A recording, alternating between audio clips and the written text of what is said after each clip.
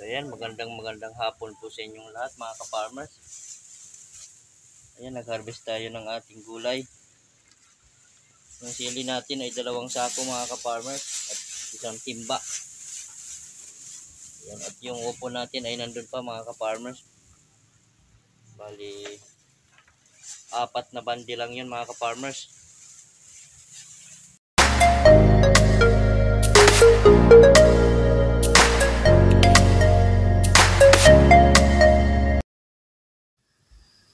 So yan nga mga ka-farmers, bali nilalagay na po natin yung mga sili sa plastic.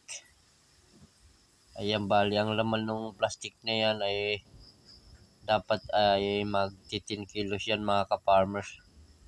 So ayan, bali hinahanap ko yung may mga lapnos.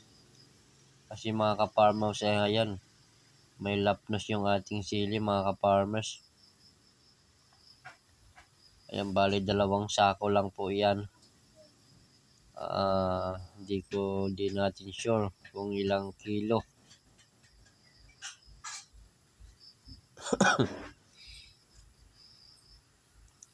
So ayan, bali mga ka-farmers, iaano na natin, ibububo o iaano natin yung mga sili para makita natin yung may mga lapnos mga ka-farmers.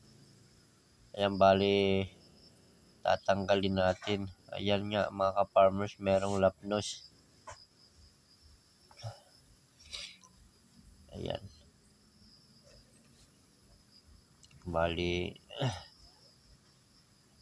tatanggalin natin sa sako mga ka-farmers para mapilian natin nung may mga lapnos, kasi marami yung lapnos mga ka-farmers.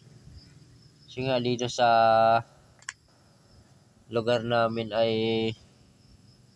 lagi nang maulan, kaya madaming may lapnos mga ka-farmers. So ayan, kabundok yung ating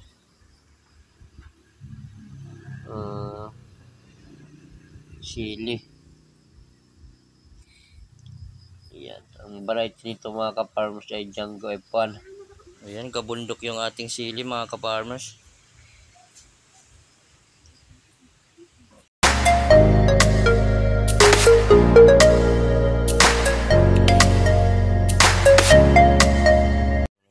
So ayan mga ka-farmers, bali na ilagay na natin sa plastic.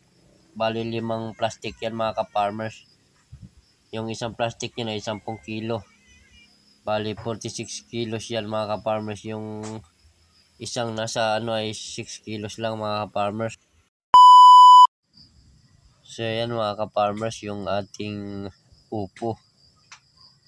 Ayan, so bali hindi ko na po na ipakita sa inyo yung pag-plastic natin mga ka-farmers, pero yan po ay 4 na bandi lang mga ka-farmers. So ayan, maganda sana yung ating upo, yun nga lang mga ka-farmers ay kukunti. So yan lamang po yung ating na-harvest.